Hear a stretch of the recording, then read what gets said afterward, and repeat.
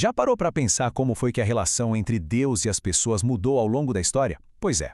A partir de uma análise do pastor Ailton Santana, a gente vai mergulhar numa ideia muito interessante, a de que esse relacionamento se deu em 3 grandes estágios. Vamos juntos entender como essa jornada aconteceu. E o ponto de partida para tudo isso está bem aqui, nessa promessa. Presta atenção na expressão fazer morada. Isso é muito mais do que uma visita, né?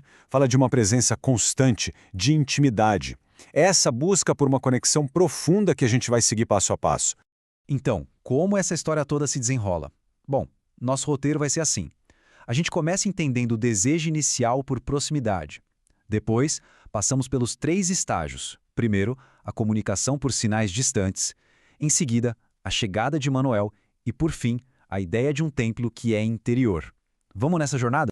Para entender essa história, a gente precisa começar com uma tensão, um conflito básico. De um lado, existe um desejo enorme de conexão, e do outro, uma barreira que parece intransponível. É essa dinâmica que move tudo que vem a seguir. E aqui está o dilema, bem claro. De um lado, a gente tem um anseio divino por um relacionamento próximo, por intimidade mesmo. Do outro, uma humanidade que está distante, separada, que a fonte chega a descrever como inabitável. A grande questão é, como que se supera um abismo desses? É justamente isso que os 3 estágios vão tentar resolver.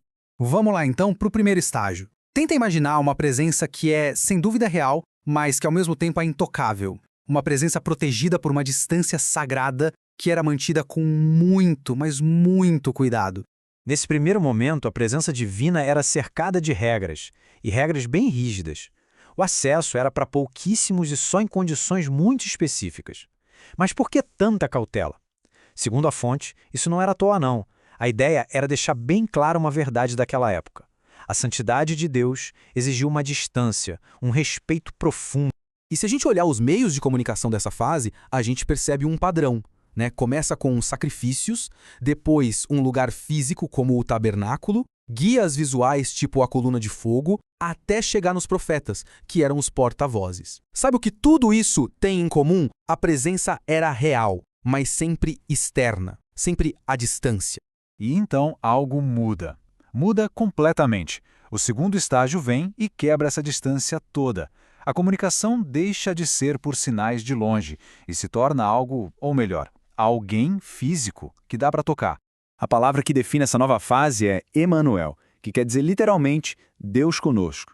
Pensa só no impacto disso. A presença divina não está mais lá no topo de uma montanha sagrada ou trancada num templo.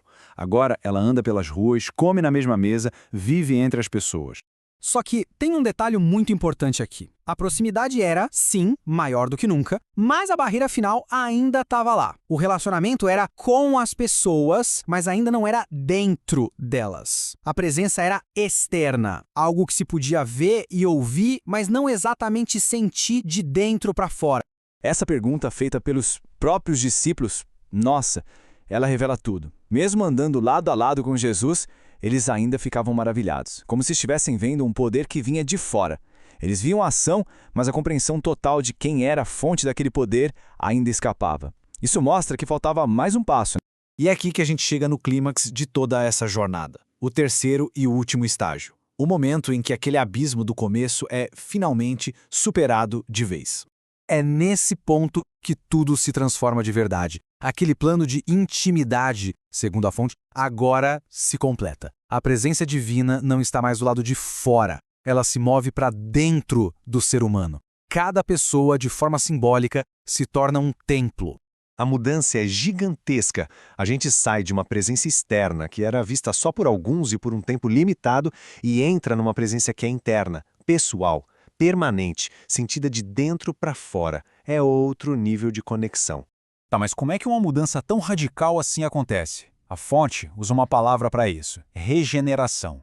Pensa nisso como se fosse uma renovação interior tão profunda, mas tão profunda, que prepara a pessoa, que a transforma num lugar onde a presença divina pode, de fato, fazer morada.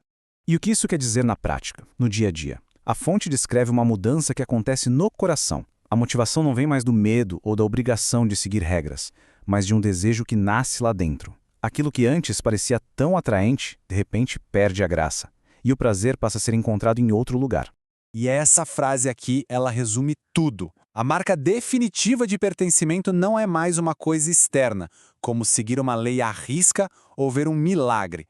É a presença interna, que transforma, do espírito. E assim a gente termina onde começou, naquela busca por proximidade.